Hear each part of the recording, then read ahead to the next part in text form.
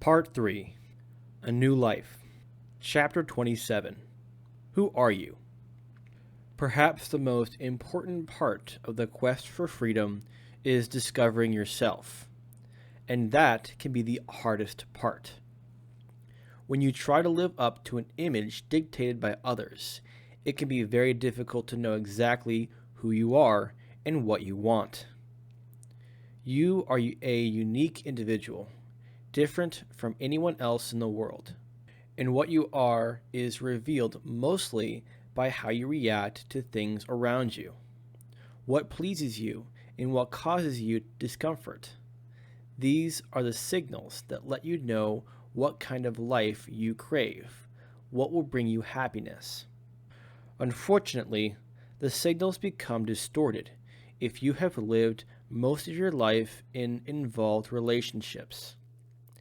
If you have grown up living with your parents, then lived with a roommate, and then married, the people around you may have played a large part in determining your tastes and values. Even if the people around you haven't been demanding or tyrannical, you have still had to consider them when making decisions. As a result, what you now consider to be your tastes might be more a reflection of your past routine than of your natural emotional needs. If so, your experiences might be much less than they could be, perhaps pleasant, but not joyful and exciting. You need time alone to act completely on your own desires, to discover the kinds of entertainment that please you, to realize such things as what color you would most like your living room to be, to daydream and discover what you are now missing. Your desires will best be learned when there's no one around to influence and inhibit you. Sources of information. There are 3 basic sources of information to tell you what you want most: past experiences, daydreams, and new experiences. If you examine each of them more closely, you will discover a great deal about yourself that will tell you what kind of life you need in order to be happy. Each of them requires time to yourself, time when you can do what you want to do and discover how much it pleases you.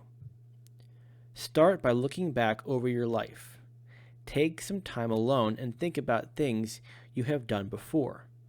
Try to recapture those moments of full-bodied happiness, times when you were almost dizzy with joy.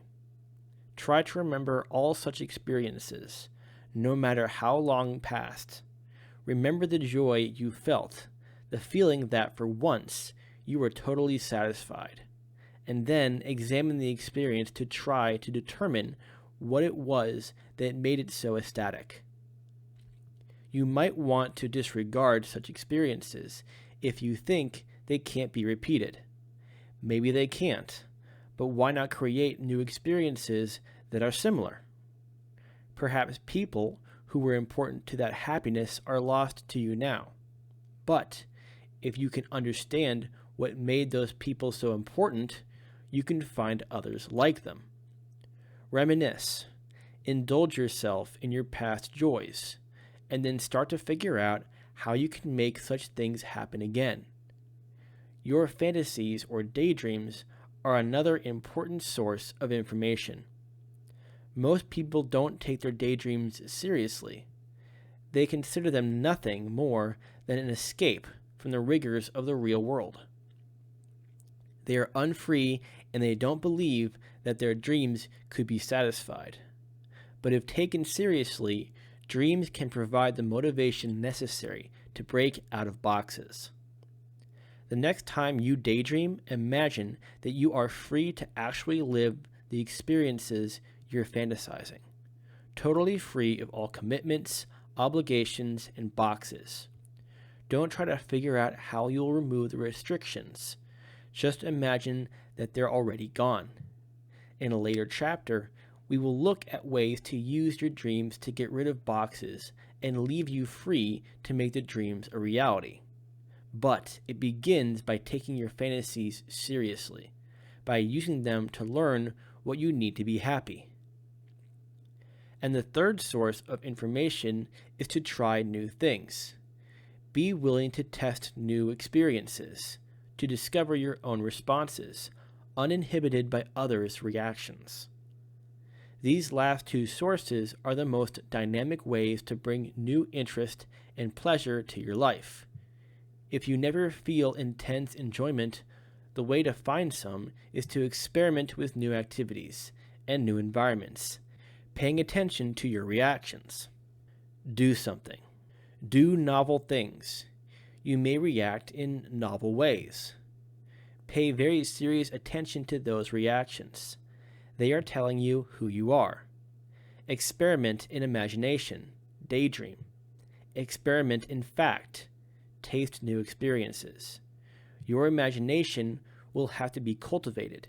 It isn't a machine that can be turned on like a television set. You have to develop the art of imagining what you could enjoy that isn't in your life now. Play, bit by bit, with little memories of delightful moments, days, years, places, people, ideas, wishes, dreams, stories, and plans. Play with your imagination. See how good you can become at fantasizing. Imagine the people involved, how you deal with them, what you get from them. Notice as you do when you get the greatest joy from a situation you're imagining. Take that reaction seriously and make a note to see how you can turn that particular dream into a reality. Use your imagination to find better alternatives. If you later decide to stay where you are now, do so only because you've imagined many alternatives, and none of them is better than what you already have. If possible, don't leave it all to your imagination. Sample, actually play with the world. Open doors to fresh situations that are entirely new.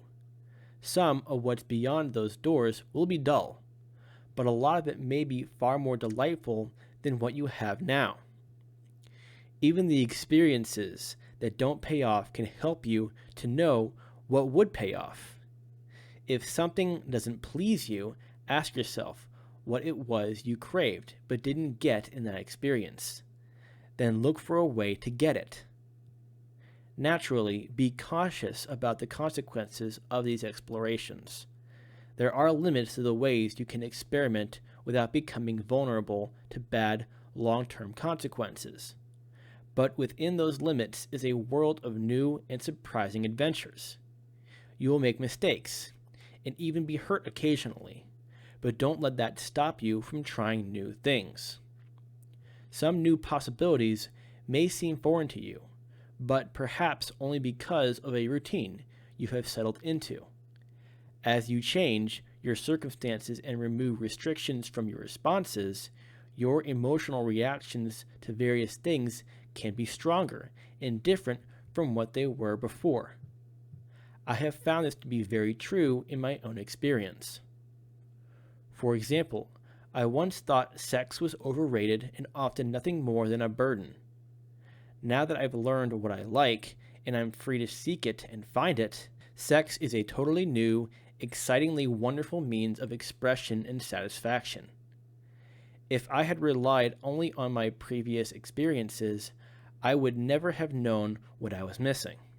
In the same way, I've discovered new entertainments, foods, intellectual adventures, and challenges since I removed the boxes from my life. As a result, I'm far more willing to try new things and retry activities I had previously rejected. Life has so much to offer that can provide profound and durable happiness. There's so much to discover that can enable you to spend more of your time genuinely enjoying life, rather than just passing the time. You will find those new joys if you take advantage of past experiences that have been fruitful for you, if you take your daydreams seriously, and if you're willing to try new things. Accept yourself. I realize that the search for yourself can be a bit frightening sometimes. We have all lived with external standards that can conflict with our natures. And when you discover something about yourself that doesn't suit the accepted standards, you may not be willing to accept your discovery. The critical points in your self-exploration are the moments when you dislike what you find. If you ignore the discoveries, you're rejecting the opportunity to find a way of life that will bring you happiness.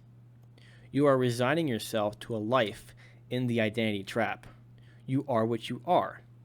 If what you are seems wrong, it might be because you've accepted standards that are wrong for you. Or it might be that you haven't probed deeply enough. Or that you haven't yet learned how to gratify your desires without bad consequences. Suppose that you discover that you have an urge to steal. Your immediate reaction might be a desire to ignore the discovery.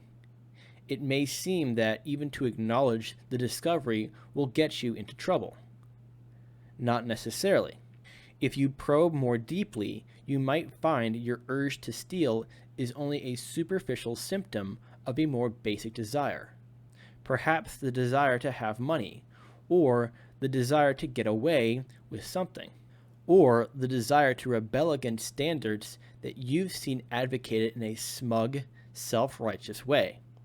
If you fight your initial discovery, you will never come to understand the more basic motivations within you, motivations that might be gratified without the bad consequences that can come from stealing.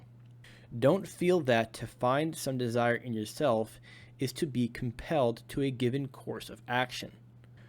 Once you know what you are, you can find ways to make the most of that without getting into trouble. But you will never find those ways if you don't first accept what you see in yourself. It may take time to acquire that sense of self-acceptance, but it will come if you let it, and it will bring with it a greater happiness than you could find living in the identity trap. An example.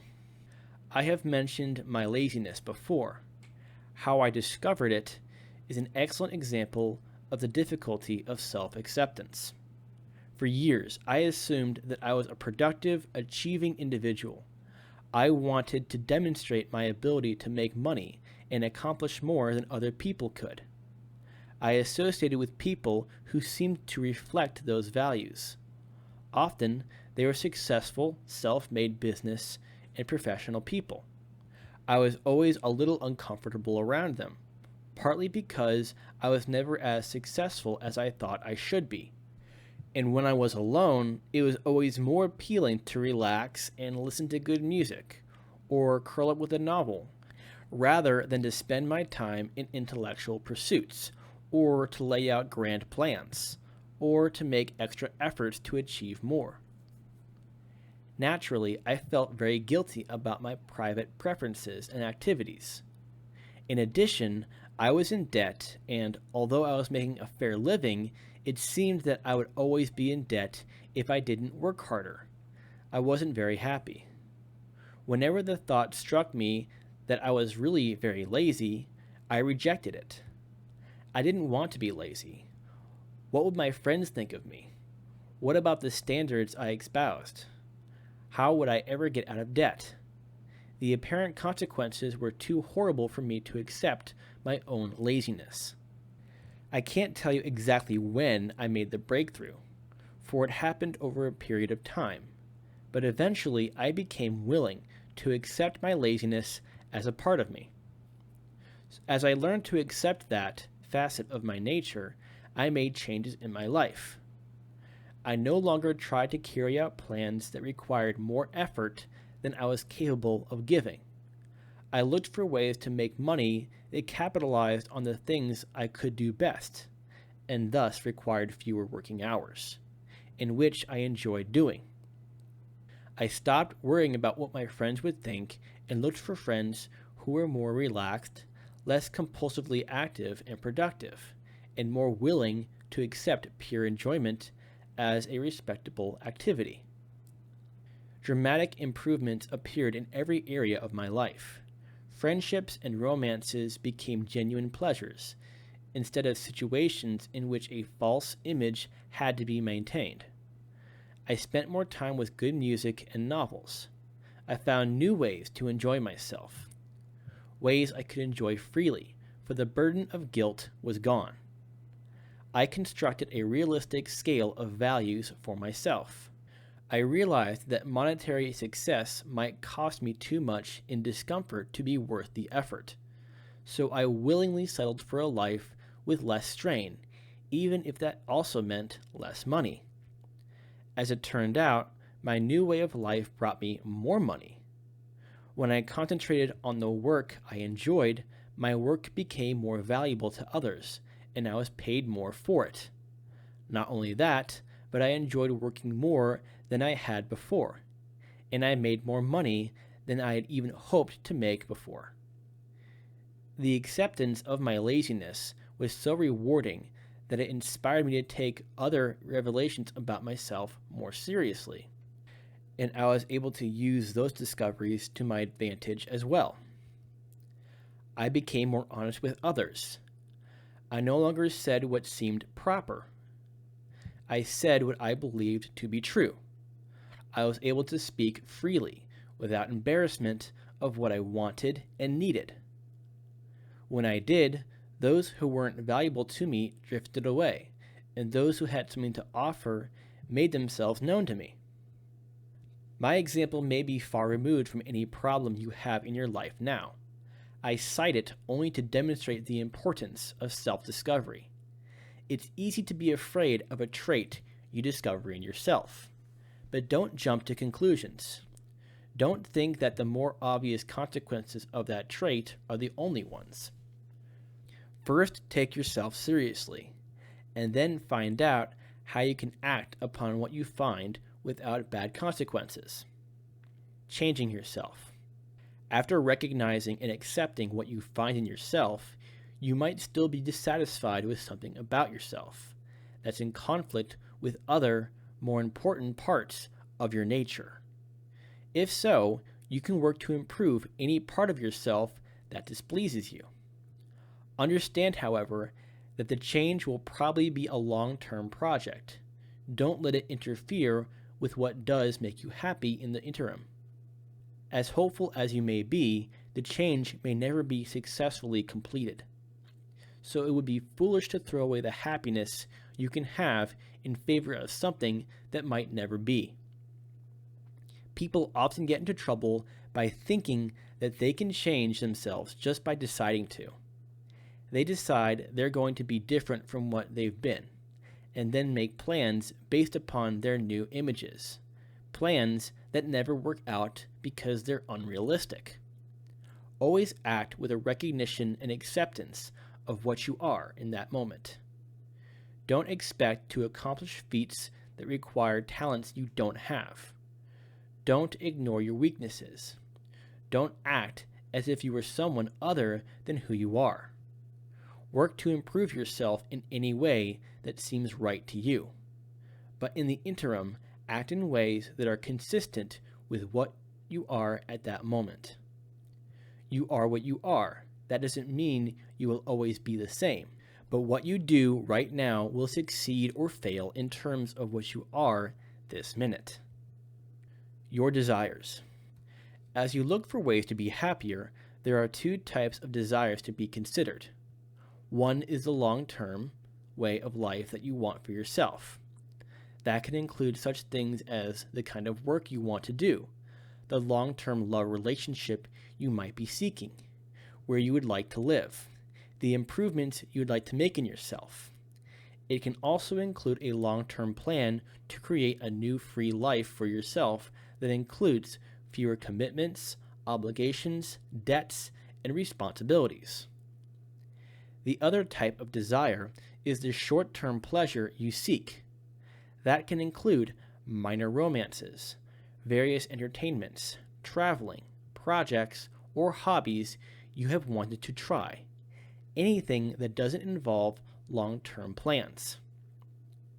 Your personal morality can be of value in both areas.